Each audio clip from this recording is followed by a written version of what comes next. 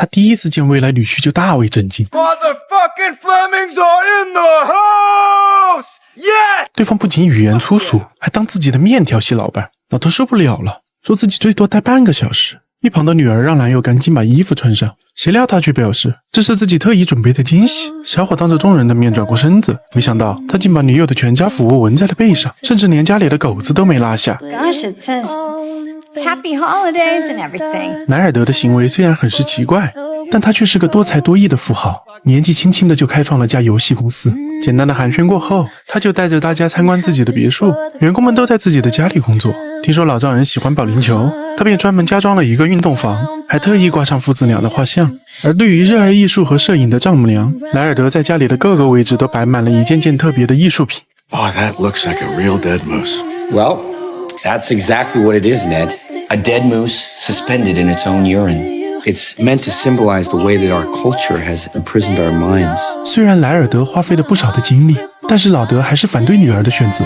他认为莱尔德太过于轻浮，不仅满身都是纹身，还脏话从不离嘴，甚至连年纪都比女儿大了10岁。除了有钱，他找不到任何的优点。芬妮感到非常抱歉，自己应该早些告诉父母的。可是他不知道在电话里怎么才能说得清楚。 Jumping to conclusions before you even got a chance to know him. Well, now we know him. No, you don't. You've been here for 15 minutes. 他希望爸爸能在这过完圣诞假期，多给莱尔德几天时间。他真的是个很不错的人。Really important to me. 那都非常疑惑，那个哪儿都不是的小伙子，究竟是什么魔力，让自己的闺女这样死心塌地？于是他答应了女儿，会在这儿待到圣诞结束。终于到了夜里，厨师准备了丰盛的晚餐，而老德只是一眼就相中了桌上的可食用报纸，因为自己也是印刷厂老板，他很喜欢莱尔德这个创意，同时也对他增加了不少的好感。老德问起二人的恋爱过程，莱尔德只要一说起芬妮，并不再是脏话连篇，而是不停地夸赞对方付出的瞬间。他记得住女友的每一个喜好。然而根本不会说假话的莱尔德渐渐暴露了他们的相爱时间，可是这和女儿的描述完全对不上号。 Steph, over the phone you said you've only known each other for a couple of months. It was super casual at first. No, it was not. 耿直的莱尔德立马纠正了女友的错误，一五一十地交代他们在一起的所有细节，包括二人约会3次就确定的关系，还在情人节那晚就去了酒店。莱尔德爆的料一个比一个劲爆，一旁的老德气得头都快炸了。 Wait a minute. You say you're living together? Yeah. No, we do not. Okay, 5 nights out of 7. 芬妮瞒了这么久的秘密，今天全被他抖了出去。自家的白菜被拱了快1年了，老德现在才知道真相，气得他一直在房间咒骂对方。可就在这时，门外突然响起了敲门声，本以为是女儿前来认错，没想到来的竟是失身的莱尔德。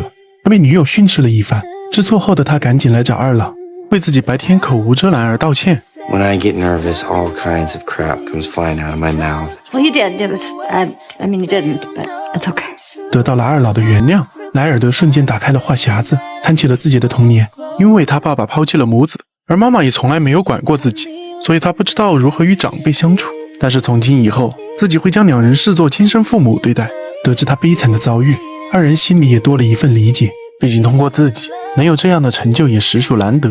莱尔德提出了想体验父子时光，请求老丈人明早一起晨练，老德无奈只好答应下来。 My instinct is to hug you right now. Good night. And it's raining on me. Though they found 第二天，他起了个大早，期待着和老丈人的独处时光。可是对方还没出门就被困在了厕所里，因为没使用过智能马桶。老德在家里也没找到一张手纸，无奈之下，他只能尝试按下没有英文标识的清洗键，瞬间一股暖流喷向自己。原来老德按错了性别，被水喷成了落汤鸡。好在家里还有一名专业又尽职的管家，完全不在乎任何的尴尬，进来帮老德处理好了一切问题。 I had some stomach problems last night. I can guarantee you it was severe. 老德换了身衣服，来赴昨晚的晨练约定。可是管家竟冲出将莱尔德扑倒，二人瞬间扭打在一起，把一旁的老德吓得不知如何是好。不过两人并没有下死手，管家表示这是每天的随机特殊训练，防止莱尔德以后被人绑架。解释完一切，管家便匆匆离去。莱尔德则带着老丈人来到丛林的帐篷里，在这里他说出了自己的真实目的。原来莱尔德想在圣诞节向芬妮求婚， So I'd really, really like your blessing. 可是老德想都没想就拒绝了。他劝说对方冷静些，因为自己对他还没有足够的了解，而芬妮的年纪还太小，甚至大学都没毕业。莱尔德请求对方给个机会，好在老德也不是完全油盐不进，在他们的商议下，最终二人达成了共识。只有莱尔德在圣诞前得到一家人的认可，他才会按计划向芬妮求婚。I just feel a lot better about this if it was Pinky swore. I see what you mean. Cool. 还没开始执行计划，莱尔德就靠着自己的游戏完全拿捏住了弟弟。对方还主动跑到老爸面前夸赞莱尔德简直是个天才。可是因为心中的成见，老德还是看着这个拐走闺女的黄毛哪都不顺眼。莱尔德为了讨好他们，特意举办了一个狂欢派对，这氛围简直搞到了丈母娘的心坎上，完全抹除了在他心里糟糕的印象。而老德虽然不太喜欢这种派对，但他也不是一无所获。他万万没想到，莱尔德竟请来了一个商界大佬。Where are you from, boss? Michigan. Michigan. You're in the car business? No, printing. Ned Fleming. Elon Musk. Tesla Elon Musk? Yeah. 凭借自己强大的人脉，莱尔德让自己在老德的心中加分了不少。派对结束后，芬妮又拉着老爸谈心。其实她爱上莱尔德，是因为他与老爸很像。You're both the most honest and authentic men that I know. It comes out in totally different ways, but I swear his heart is always in the right place. He's a very good guy. 看着女儿坚定地选择对方，老德也试着让自己开始接受莱尔德。第二天，莱尔德又带着他挑选圣诞树，二人又有了更多互相了解的机会。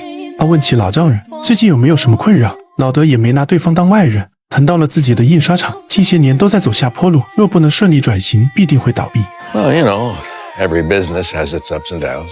Yeah, I know it, bro. Korea gang, been struggling a little bit. 又经过一上午的相处，老德似乎已经接受了这个小伙。莱尔德也兴奋地让对方参谋起求婚的方式。老德劝他先不要着急，如今更要紧的是芬妮的学业，最后这2个学期对他非常关键。And then there's graduation, and she'll be looking for a job, and who knows where that will take her. Do not worry. She's going to be president of the Laird Mayhew Foundation. 得知了这个消息，老德感到非常气愤，立马找到家人们召开紧急会议。他不愿女儿过分的依赖男人，而且这一开会，他才知道原来妻子早就知道这事，只有自己像个傻子一样。虽然妻子不反对女儿的想法，但老德认为女儿抛下学业去做董事长，简直是个愚蠢的决定。若是出现意外，他就成了一个大学肄业的失败者。二人的观点还没谈拢，老德又意外发现女儿的腰上竟然有纹身。 You've marked your body with his name on. Look at that, Barb. No, that is so cute. 一旁的弟弟见状，表示自己也想在脖子上纹一圈图案。老德快崩溃了，认为莱尔德的出现就是为了拆散他家而来的。他想起了对方提到公司效益不好，于是联系了自己的员工，准备黑进他公司的系统里查查莱尔德基金会的真实情况。可老德丝毫没有意识到，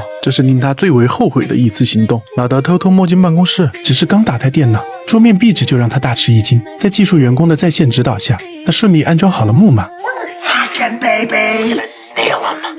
We're gonna nail him the way he's been nailing Stephanie. 可他们只是完成了第一步，门口就传来了小伙和女儿的声音。老德赶紧关掉显示器，迅速地躲在了桌子底下。芬妮还在为基金会和休学的事情抱怨，听到女儿说老爸考虑的不无道理，桌下老德兴奋地挥拳庆祝。在莱尔德的甜言蜜语下，女友的心情很快便恢复平静。 可是氛围渐渐变得不对，二人竟在办公室里开始亲热起来。桌下的老德尴尬得恨不得找个地缝钻进去。然而他这一晚并不是一无所获，员工小胖顺利地查到了秘密，基金会竟有着400多万的负债。他赶紧找到女儿，指出莱尔德一直都在骗他。Is this for real? Yeah, it's true. Korea gang hasn't crushed one in a couple years. So you lied to me. 管家立即站出来解释，表示老板并没有说谎，这只是一部分的股票亏损。游戏公司的生意虽然不好，但是他们并不是仅仅只有这一部分财产。 How much money do you have? It's bad. Down to my last 97 million. 197 million. 莱尔德递上一只圣诞袜子，说给老德准备了一个小惊喜。原来上次二人的谈心被他默默地记在了心底里。于是莱尔德花了37万收购了老德的印刷厂。 Ned, I purchased all your debt as a Christmas present. 莱尔德认为自己解决了老德的燃眉之急，本以为会得到他的感谢，可是他完全忽略了对方的自尊心。 So what do you say, partner? 老德一怒之下动了手，好好的平安夜被老德的冲动闹得不欢而散。他不好意思再待下去，连夜带着妻儿飞回了老家。可是刚一进门，竟发现厂里的员工都在家等着自己，全都是来表达感谢的。这温馨的一幕彻底打动了老德的内心。他意识到莱尔德的做法并不是在伤他自尊心，而是帮助自己所有的员工都保住了他们的饭碗。就在这时，屋外突然响起了巨大的呼啸，瞬间吸引了所有人的注意。原来莱尔德乘着私人飞机将芬妮送回来陪家人过圣诞节。 Glad to see you. Christmas in California together like I planned before everything went to shit because you made it all about yourself. You both did. 芬妮生气了，认为父亲和男友都没把自己当人。他可不是圣诞礼物，可以被送过来又送过去的。莱尔德趁机向老丈人道歉，承认自己的确考虑不周。然而老德也已经意识到了错误，邀请他一起过节，表示自己完全认可他这个人了。 You didn't propose? How could I?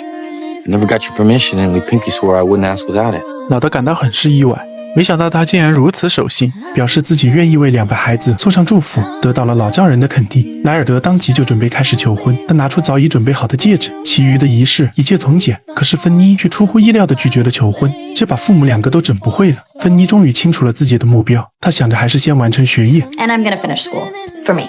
Because that's what I want to do. 芬妮选择了自我追求，老德为女儿的决定而自豪，莱尔德也尊重女友，选择推迟了求婚进程，而这一切都源自于爱。电影里想表达的爱，其实就是接纳和放手。老德最后接纳了莱尔德，放手让女儿追求自己想要的人生。我们要学会在接纳中放下执念，在放手中守护真心。